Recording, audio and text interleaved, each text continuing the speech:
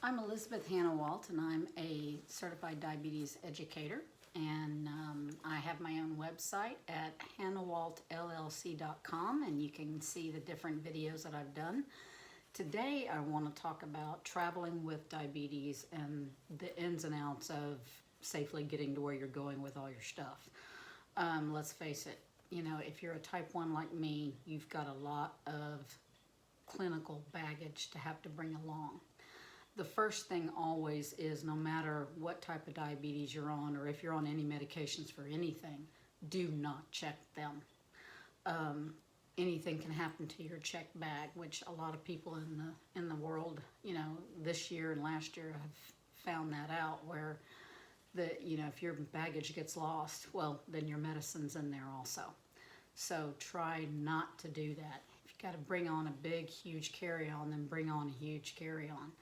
A couple of things that I found online is a little fanny pack, and it's smaller than my regular fanny pack. So we went on a 2-week kind of river cruise slash land trip to France. And so I kept most of my supplies on the boat, but if we did little short excursions, this thing is great because you can have your insulin in there if you need it, your meter, anything like that in it.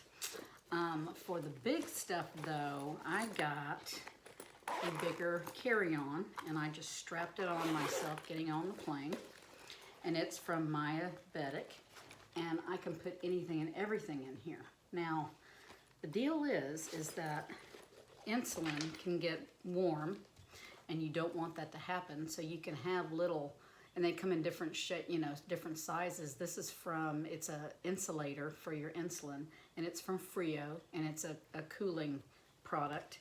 And basically, it comes with this little guy, and you can soak it in water, and there are little pellets in there that activate and keep the insulin cold, and you can put it in the sink in the water over and over and over again. So you never have to worry about your insulin going bad.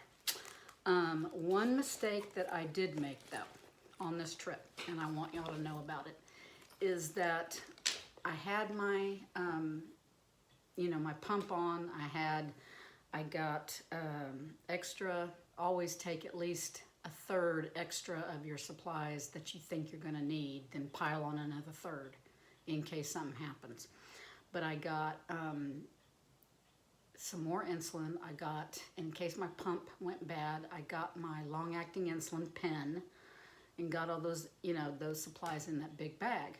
Well, what I didn't do was that I didn't realize my pump was going to need to be changed out, and we are coming back, and so it was like, well, all my supplies can go in there because I'll get home, and if the luggage gets lost, I got my supplies at home.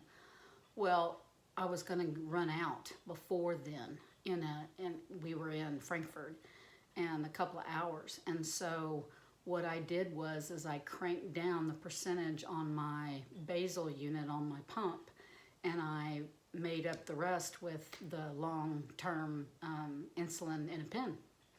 So always, always, always, the problem with traveling is you've got to think of every eventuality, and that's the hard part. And so with every trip you take, you're going to learn something else that, okay, I got to make sure of this, that, and the other.